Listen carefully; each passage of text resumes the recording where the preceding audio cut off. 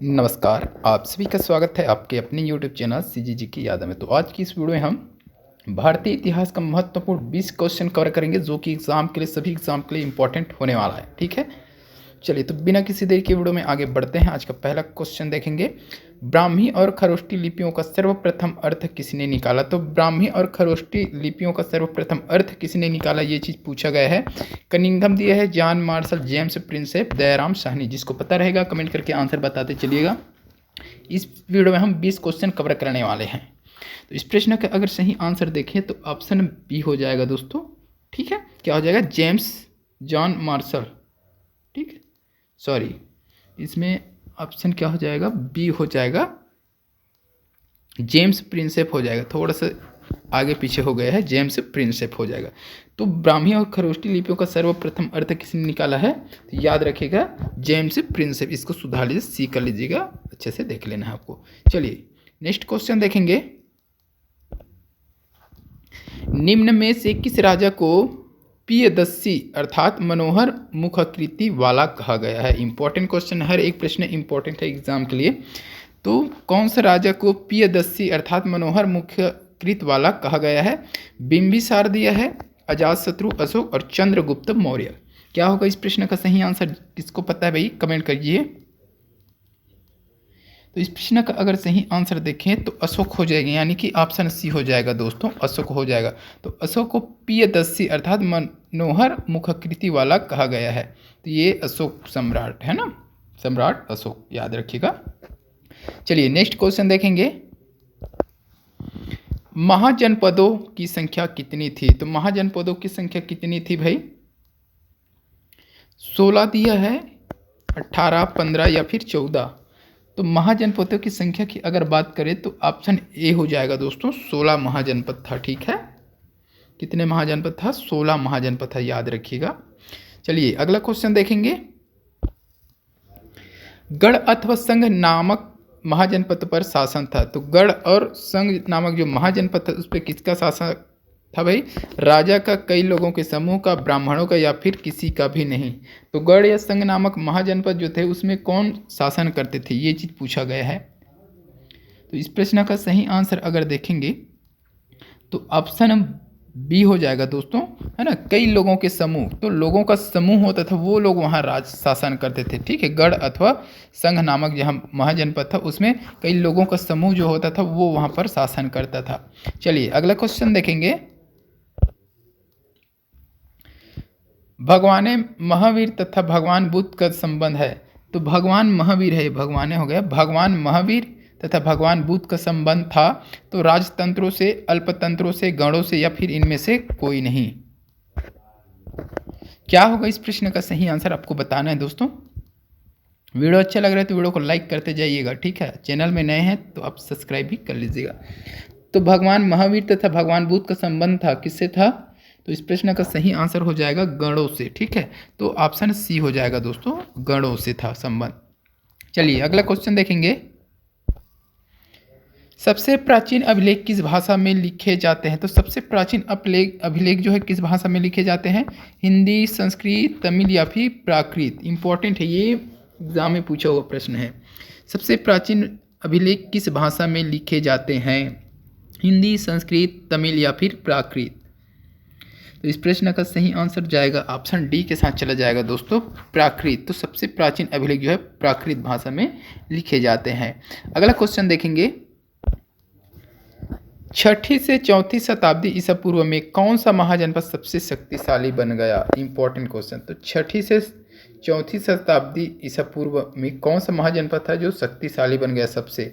तो ऑप्शन दिए है कुरु, मगध, पंचाल फिर गंधार। इंपॉर्टेंट है ना।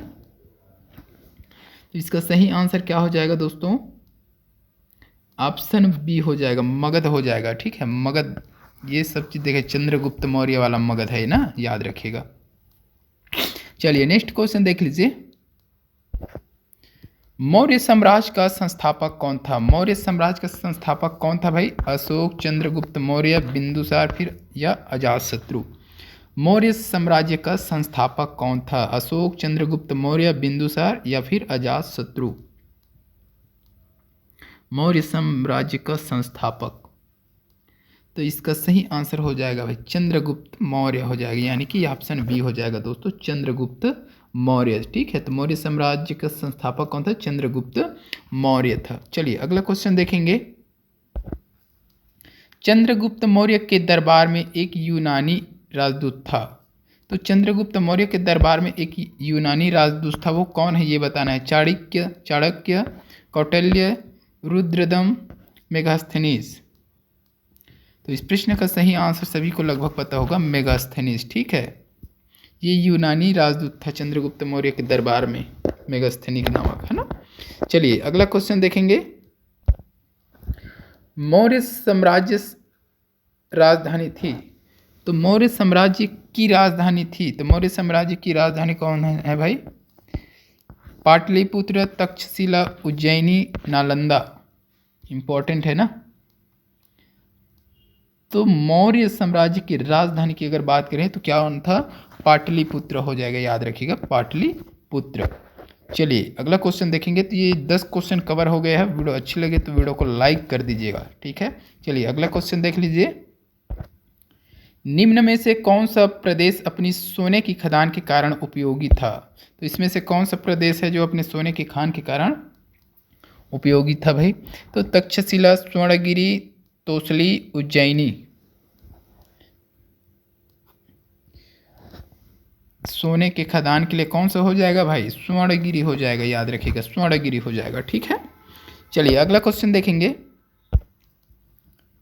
धम्म का संदेश किसने दिया? धम्म का संदेश किसने दिया?